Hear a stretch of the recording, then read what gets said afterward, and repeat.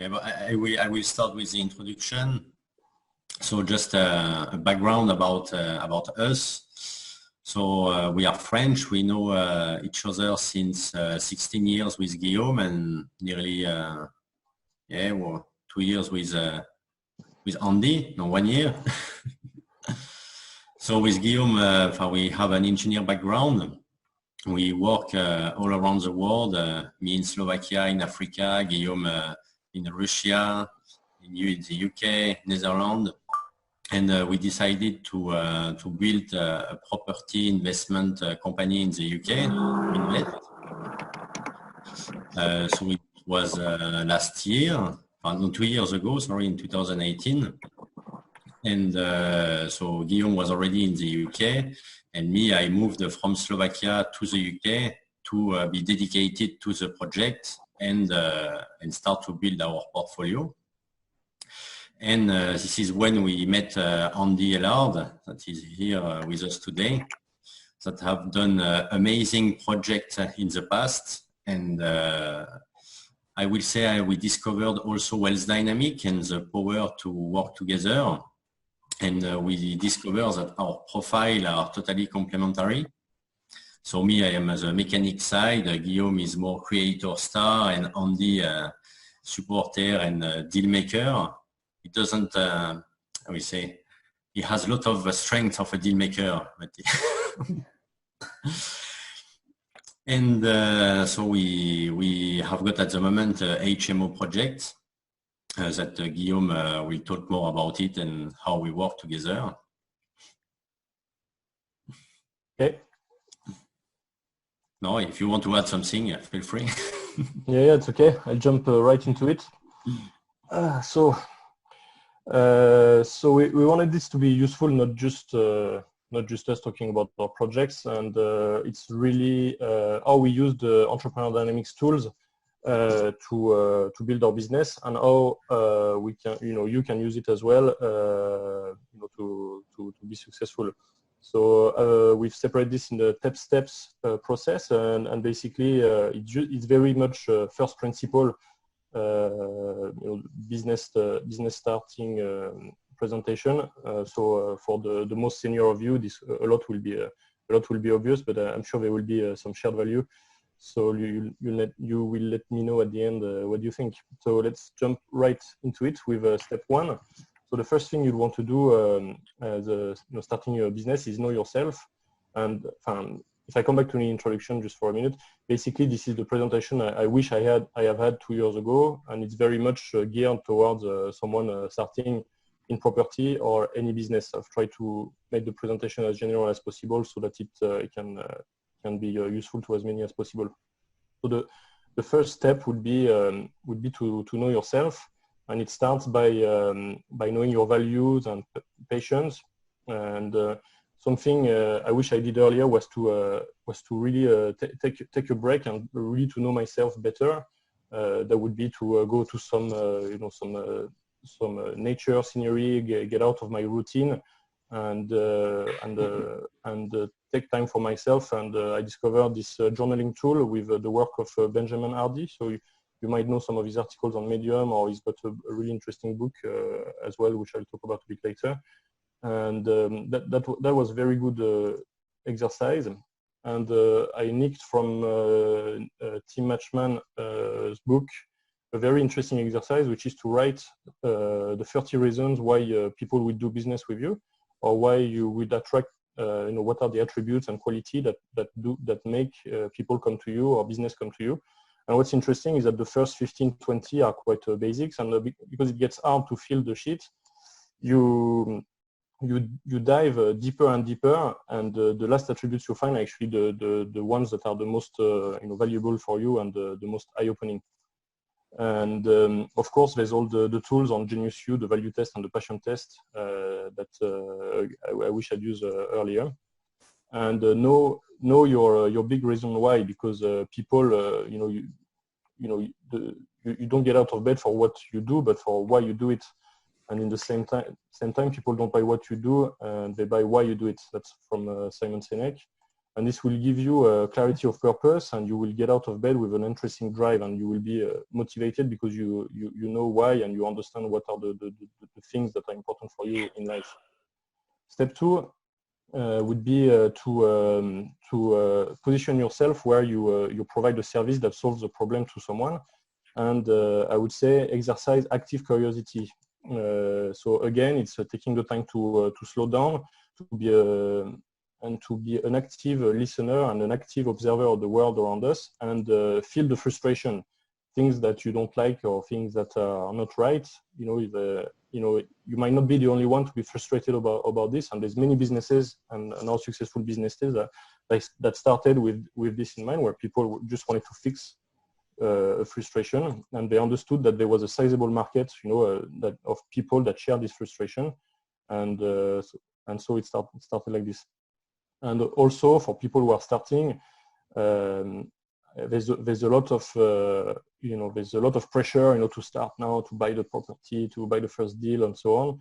But I think we really need to take the time, and it can be months and years, to articulate a proposition, to really understand our value and the problem we are solving, to position ourselves in the best light.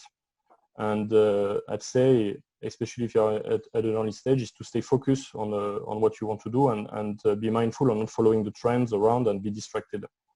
So this will allow you to serve a market, have clarity on who you are serving, and because you know your value and you position yourself so that you solve people's problem by doing something that you like, you love every day of your life. And step 3 is find your niche. We find that if you look, for example, at generalist YouTube videos, they attract poor generalist following, but a very niche YouTube channel, which is very specific on one type of product or so, will attract very high following. And it's the same with any business. You want to be, as I said, an inch wide and a mile deep, to be focused on this one thing, when you start. And you will then attract very specific customer. They will give you quality customer versus, as opposed to a lot of quantity of time wasters, basically. Also, you need to understand that you need to be focused for a long time. So the niche you find needs to be aligned with your value, and because it will be very testing for your resilience. You are in for 5-6 years, and so you need to love what you do. And for 5-10 years, at least when you start, if you build a business to sell, or maybe for life, So it's very very important. So because you'll have a niche, you'll have clarity of your value, you will attract people and customers who share your values and passion, and the whole thing will be a happy ride. Step 4 will be, well, for me, this is my personal opinion, but because we are all entrepreneurs, and we are, because of the type of books we buy on Amazon, because of the type of YouTube content we watch, we get a lot of advertising, for people to sell you the last new thing. And really, a thing to know if you are starting out is that there's no quick fix formula. You are your business. It's not, you cannot just follow a process. And the solution is to come from you, from within, from your value system and your persona. And I always ask myself, when you are buying a course, which agenda are you following? Is it the person selling you the course, or is it you driving your life? So it's a strong advice, and I'm quite opinionated about this, but to be the driver, not the passenger of your success. And depending on step 5 would be read.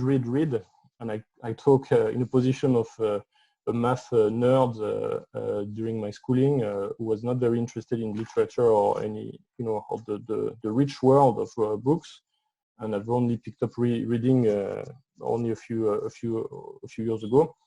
And for me, there's 3 types of books that will help you in the creation of your business. So start with the mindset reads, and again, you can adapt the different books, depending on your industry. But the classic Rich Dad Poor Dad, The Magic of Thinking Big by David Schwartz, which is very good for thinking that you can. and you can build this company, you can build this group of companies, you can achieve all of that, and gives you some specific tools. I really like Willpower Doesn't Work from Benjamin Hardy, so the same guy who talks about journaling. It's at the verge between mindset and soft skilled, because it's about creating actively your environment around you to put you in a demanding situation so that you operate at your best capacity. Then the soft skills. So again, this is this is applicable for everybody, but geared for property. How to Win Friends and Influence People, I think I found was an amazing read for me and quite eye-opening. The title doesn't make it good publicity. It's already, I think, 90 years old, this title. That was before Facebook and all this other stuff. And but one of the basic things I learned with this book from Dale Carnegie was actually people are mostly focused and interested about themselves. So when we take a group photo, who do you look first? You look at your, if you're at your face, at your own face, and this helped me a lot to be less shy, and I can present to you because I'm not so stressed about what you would think of me, because at the end, you're all so busy focusing about yourselves in a way. So never split the difference from Chris Voss for negotiating, which was very eye-opening for me. And then some more technical reads on specific to your industry. So for business building, I really liked Michael Gerber, E-Myth Revisited, which was really eye-opening for me as well. And Property Magic, which is half mindset, half technical. So in the same way that you are what you eat, you are what you surround yourself with, you are what you read. So you need to be mindful in your choice, and maybe get recommendations for people in your industry, because this expands your how far your mind can go with those reads. So now coming back to the wealth dynamics. So step 6 will be to know your strengths and weaknesses. So once you know your value, your value, passions, then it's understanding where you are in flow. And this was I think I got introduced to this tool through property people, and it's been quite mind-blowing. So this is my profile. I'm a star with mostly blaze energy, and I would say the profiling report is something like 30-35 pages, and actually it's quite rich. So it's not just looking at the percentage of dynamo tempo you have, but going through again and again in your report. It's quite rich.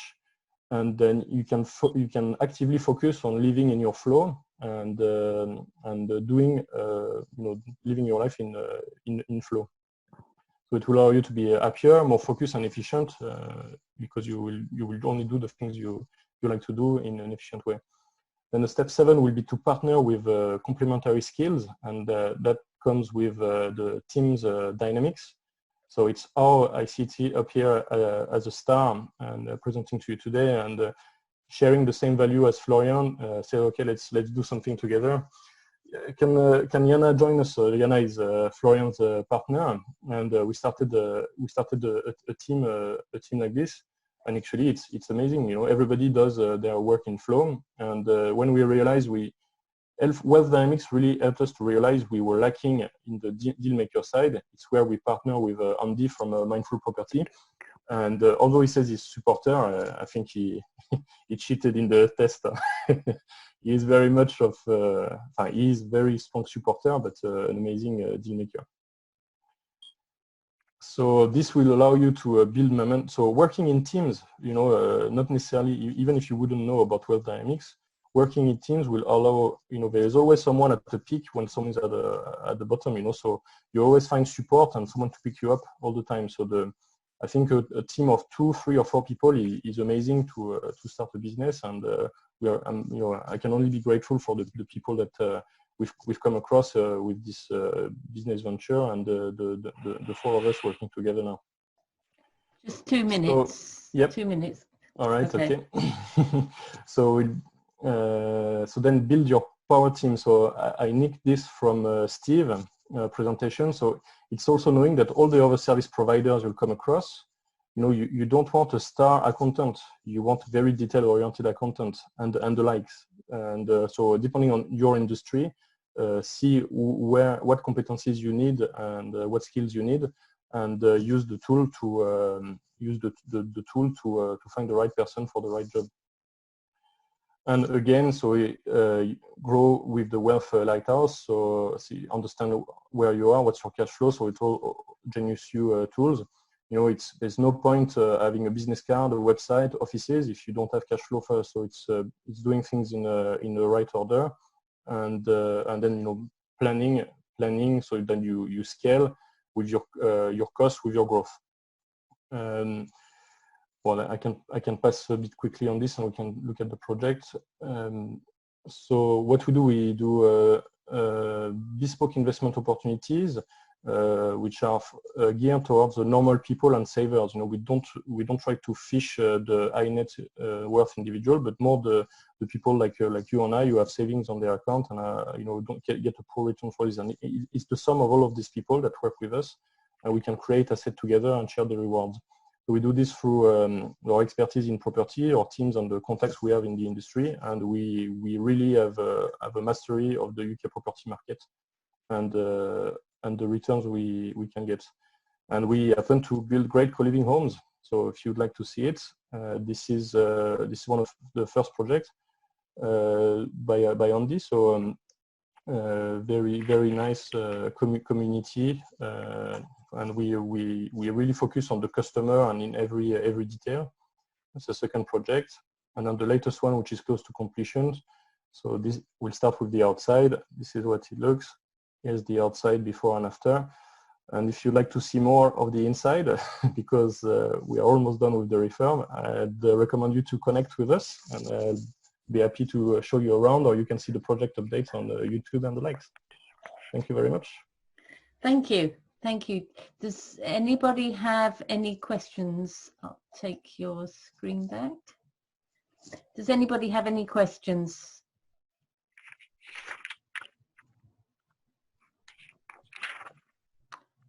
No? Okay. I know, Steve, you've seen the properties, the property that's being renovated. Do you want to just give Guillaume and Florian and Andy a bit of a testimonial?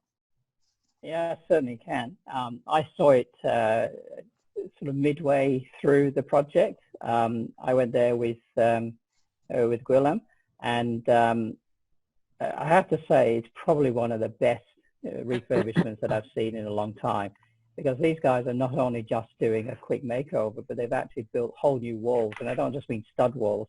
They put insulation in between the walls. They've straightened the wall up by putting a skin on either side of it.